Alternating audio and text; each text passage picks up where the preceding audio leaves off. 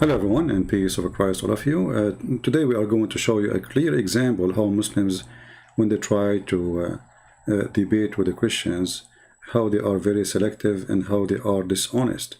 In the same time, with their dishonesty, we are always able to use their dishonesty against them to prove Islam to be false.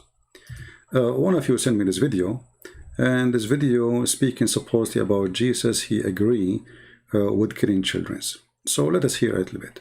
And I will show you how this man, who, all of them, they were not even there to say hello to me. They're a bunch of cowards.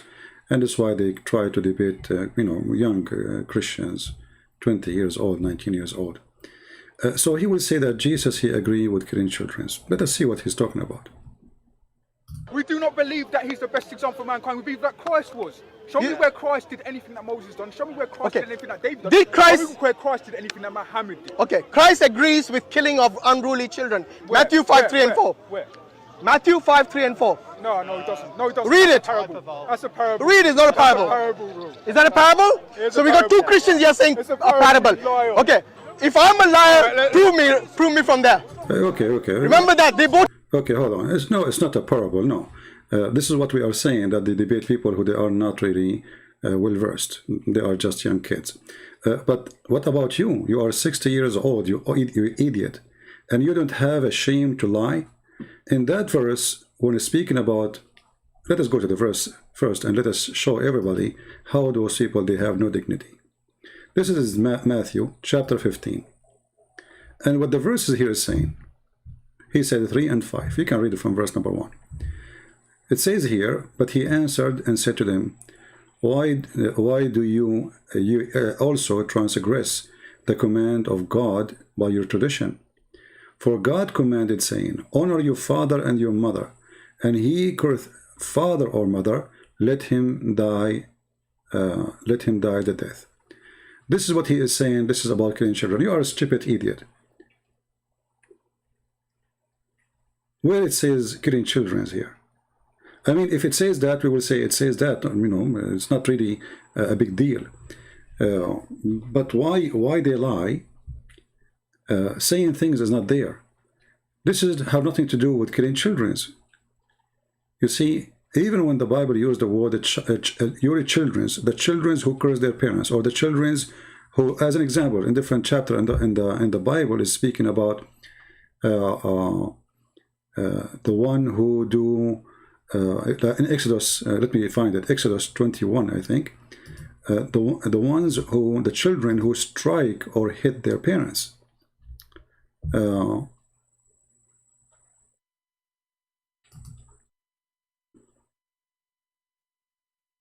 So those are punishment not for kids, even if it's sometimes it mentioned the word child, but you are a child if your father, even if you are 19 years old. Even if you are 1,000 years old. So the dummy here, when he say this is about Jesus agreeing with killing children, proving to us again that he is a stupid fool like he's a prophet. And you can read any translation you wish. It doesn't matter really. So in order to put to death, you have to be a mature person, you have to be a man, a growing person, and you have to be able even to strike your father or your mother. You see, when you are a kid, the opposite will happen. Your parents can strike you. They can punish you for doing bad things, but I never heard of a kid he can beat his parents. Physically, it's impossible. And if you do such a thing, as a kid, there is nowhere in the Bible it says a person who is a little boy, he will be punished for this. Even your stupid prophet, he says, رُفِعَ الْقَلَمُ عَنْ ثَلَاثٍ. The punishment, and he was copying the Jews. The punishment is lifted up from a 3. Okay, what kind of a 3 those 3 are? The 3 is the one who is crazy, the one who is so young, the one who is maybe he is not aware of what's happening. So even your city prophet, he agreed that a child, he have no penalty of what he do because he is not aware of doing that. And Muhammad always, he try his best to copy from the Jews and to go with them. And if you go in the whole Torah, you will never see anywhere it's mentioned that somebody was a man and he is in the age under 13. or even 14. Like I think in 14 and up, a person, he will be considered as a growing person, and he understand what is right and what's wrong. But to say in there that Jesus agreed with killing children, this is a child of his parents. Those are not children as kids. In the same time, as long as you mention this, this is a proof to us that the Quran cannot be from God. Why? Because if this is the Torah, and this is the book of God, and God, he is ordering that the one who disrespects his parents should be put to death. And that mentioned in the Bible in many places, which means this is an extreme order of God. There's no way God, he will tolerate such a thing. How come we cannot find such a thing in the Quran? In the Quran it says, don't say uff for them, like don't say I don't want to do this, you know. But there's no punishment in the Quran, neither a punishment in the Hadith of somebody beating or insulting their parents. In fact, your prophet, he did the opposite, and he insulted his parents. And based on the statement, if your prophet, he said, if we compare it to Matthew 15, your prophet, he is a very bad person, and he should put to death based on the Torah and based on the gospel too. As you see here, Jesus agreeing with it. But this is a child of his parents, not a child, he's a kid, 7 years old. I am a child of my parent, but I'm not a teenage. I'm not 10 years old. So fix your stupidity and try to think out of the box of Muhammad, which is nothing but testicles and penises and vagina and virgins and shish kebab in the heaven and hummus and barbecue birds. But if we go to what Muhammad, he said about his parents, you will see that Muhammad here proved to us that he cannot be following the same God of Moses, because the God of Moses, he have an extreme penalty for insulting parents, while Muhammad extremely, he insulted his parents. Muhammad, he used to go around and he say with no shame that those who don't believe in Allah are najis. And this is in the Quran. If you go in the Quran, you will find, and by the way, talking about the children, the white children, you will see the Quran, all of it call all the Jews Bani Israel, the children of Israel. But are they really children? This is your stupid understanding, because you are just a silly person who's trying to make a point out of nothing. Loser. So the Quran used the word children, and they are not the children, but because they are children of Israel. So after many generations, still the word children is used.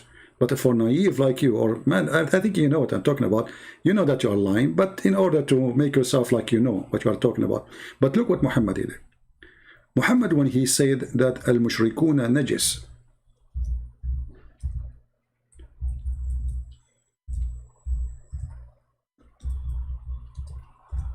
najis, okay, he just called his parents filthy. This is chapter 9, verse number 28. Muhammad, he said, the mushrikeen, the polytheist, the pagan, the idolatrous, etc. And by the way, he is one of them. He is a polytheist, he is a pagan, he kisses black stones, and he bowed down to the 3 daughters of Allah, and he said their intercession is a must. So he is the one, he's talking about himself actually. And then those who don't believe in Allah, etc., they are najis. Najis means filthy, nothing can wash them. And those are the parents of Muhammad. This is why Muhammad, he says, my father and your father are going to go to hell. Why? Because Muhammad keeps saying that his father and his mother are filthy najis. Muhammad is born out of a najis woman. Muhammad is born out of a sperm of a filthy man. Muhammad saying that, not me. وَإِنَّمَا الْمُشْرِكُونَ نَجِسٌ.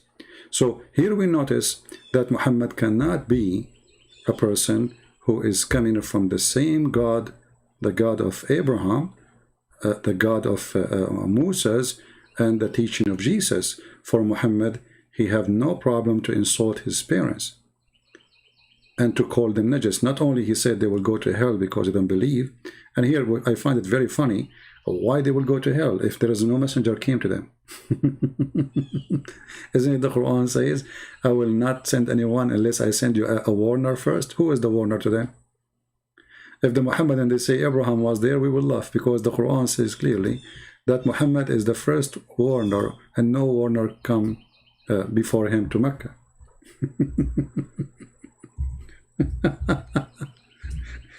And here you see that this dumb Muhammad, he say things which none of them make sense, and thank God he don't keep, he never keep his mouth shut. And the more the more he talk, the more he do poo-poo. As you see here in the Quran, it says clearly, as an example, chapter 34, verse number 44, that we never sent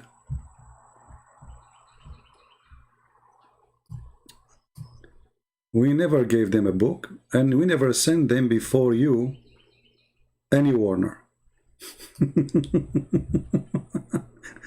And then the silly Muhammad, he says that Abraham was there, Ishmael was there, I mean everybody was there. And then we find that Muhammad saying he is the first warner ever who came to the Arabian Peninsula. He is the first warner who have a book, and they never have a book. Remember, Abraham have a book. According to the Quran, Abraham have a book. According to the stupid Quran, Abraham have a book. If you go in the Quran, you will say it says Suhafu Ibrahim or Suhafu Musa. So how you say Abraham was there and Abraham have books, and then we find that no warner came to them and no books was given to them. Chapter 87, verse number 19. This is why those kids, they try to debate only kids, because they can look shiny in the front of kids, but in the front of us, we will clean their shine with our shoes.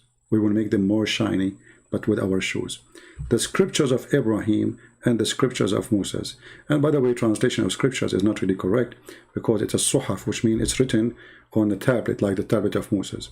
So here you notice how Muhammad, he get himself busted. In one hand, he claimed that he is a person who belonged to Ishmael, and Ishmael, he was in Mecca, and Ishmael was a messenger and was a prophet, and Abraham was there. And then he says in the Quran, no messenger before me came to them, and Allah told him that. In the same time, the Quran says clearly that Allah will not punish anyone unless he send a warner. So why the father of Muhammad and the mother of Muhammad, they will go to hell? What is the name of the messenger came to them? If you say Ibrahim, we just prove to you from this verse that Ibrahim was not there, and this was a fraud in the Quran. Because if Ibrahim was there, they have a warner before you. Not only Ibrahim, they have even the son of Abraham, supposedly Ishmael. So obviously, this is a stupid lie made by Muhammad, and this person, he keep contradicting himself. At the same time, I don't want to forget that when a Muslim speak about killing children, when the Quran, as an example, talk about Al-Khadr killing a little boy, and we made a video about it not long time ago, where he saw a little child, and this child, Allah, he made him kafir in order to slaughter him. A Muslim, he in the comment section, he said, Allah, he made this child a kafir, so Al-Khadr can teach Moses. It's like he's saying that Allah, he made this child a kafir, so Al-Khadr will slaughter him. It's like laboratory, you go to school, and then they have a frog, and they cut the frog for you to show you where his heart, where is his belly, where is his stomach, where is his etc.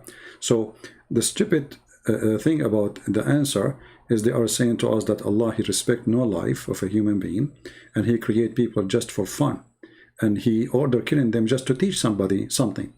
So here the hadith of Muhammad saying, and as you see, this is sahih, Allah, he created this little boy. From the second, he created him to be a disbeliever. But the verse in the Quran say clearly that this person did never commit sin yet. That's why Moses, he said to Al-Khadr, you are killing someone who is innocent. He did not do anything yet. And even verse number 80 says, when Al-Khadr, he answered, he says, for this boy, his parents were believers, and we feared he would in the future. Here you see that Islam is not only stupid, Islam is anti-justice, Islam is madness, there's a God who will make you disbeliever, and then he will send a Muslim to kill you because you are disbeliever. But it is him who made you disbeliever. And not only he will kill you when you disbelieve, he will kill you before you disbelieve. Which means before you commit your crime, if disbelieving is a crime. So when a Muhammadan he go and he make a speech in Hyde Park, I say bark, not park. You are barking, my friend, and we are laughing at you. And in the same time, I have a question for you now, as long as you mentioned this. Where is the penalty of disrespecting parents in the Quran? Aren't you the one who talk about Muhammad that he followed the law of Moses? This is the law of Moses. How come Muhammad never mentioned anything about penalty? What is the penalty of rape in the law of Muhammad? Nothing. What is the punishment of beating your parents in the law of Muhammad? Nothing. Cursing your parents? Nothing. Insulting your parents? Nothing. Why? In the same time, we find that Muhammad himself was going around insulting his parents, calling them, you know, filthy, najis, dirty, garbage, you name it. And then we find that when the Quran says, وَإِنَّمَا الْمُشْرِكُونَ نَجِسٌ, as we showed you before, Muhammad, he confirmed that he is born of a filthy family. He's born of a filthy family, while the Quran confirmed that Jesus is pure and he was born from the pure Mary. So comparing what Muhammad described his parents with and how he described the mother of Jesus, you will see here Muhammad, he knew that he have no honor to be proud about. He knew that he is a son of a big pagan family. And he knew, as he called him himself, not me, he called him filthy, impure, najis. And if a Muslim, he says the word najis is not really that bad, what about you? Then you say to him, you are najis, and you will see his reaction. Just tell him you are najis. Let us see how much he will love it. So the word najis is an extreme insult to anyone. And as you see, Muhammad, he confirmed that his parents are, both of them, a bunch of filthy people. So Muhammad, he never respected his parents. Muhammad, he acknowledged his parents are filthy, and they are impure, and they are people of hell, and they are pagan, and acknowledged in the same time that Jesus himself, as we see in the Quran in chapter 19, verse number 19, where it says that Jesus is the Holy Son. And then we ask ourselves, what makes Jesus holy, and Holy Son of who? Is that because he is Holy Son of God? Otherwise, no holy save God. A person cannot be holy. A person nowhere to be close to be holy, unless he is someone special, that is God. So when the Quran come with this statement, and the statement is so clear about Jesus, we find that Jesus coming from a pure mother, the best of women between mankind, and then we find that Jesus, he is the Holy Son, and he is a gift of God. So you notice here the huge difference between the filthy Muhammad family and the holy family of Jesus, based on the Quran words.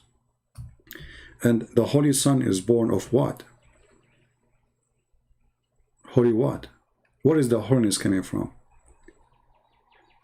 Remember, the Quran say clearly that Muhammad is a big-time sinner, and maybe Allah, even Allah, he says, may Allah forgive your sin, Muhammad, the sin in the future and the sin in the past. Now, the Muhammadan here, sometime in translation they say, they take the word sin, they say fault, but the fact in Arabic it says dhanb, and the word dhanb is so clear, it is sin. So even Muhammad, he himself acknowledged that he is a filthy person, that Allah may forgive his sin. And here it's very funny, if Allah is the one who's talking, how Allah, he says, may Allah forgive your sin. How stupid this statement is, if I am God and I am talking to say, may God forgive your sin, Muhammad. Who are you then? Obviously, this is a verse made by Muhammad, and he knew how filthy he is, so he is wishing that the God, the true God, not Allah, he will forgive his sin before he sent him to hell and burn him for eternity. Thank you very much for listening, and I hope you have a good time. feel free to download the video, share it with your friends, and thank you very much. God bless you. Islam is false, as always, we prove it. And again, don't forget to leave your comment if you are a Muhammadan. We showed you that Muhammad was not, he was the first warner, came to the Arabian Peninsula, which means Abraham never came. We showed you that Muhammad don't follow the law of Moses, which is clearly says, if a man disrespect his parents, or even he did beat his parents, strike his parents, curse his parents, he surely put to death. Why we cannot find this law in the Quran?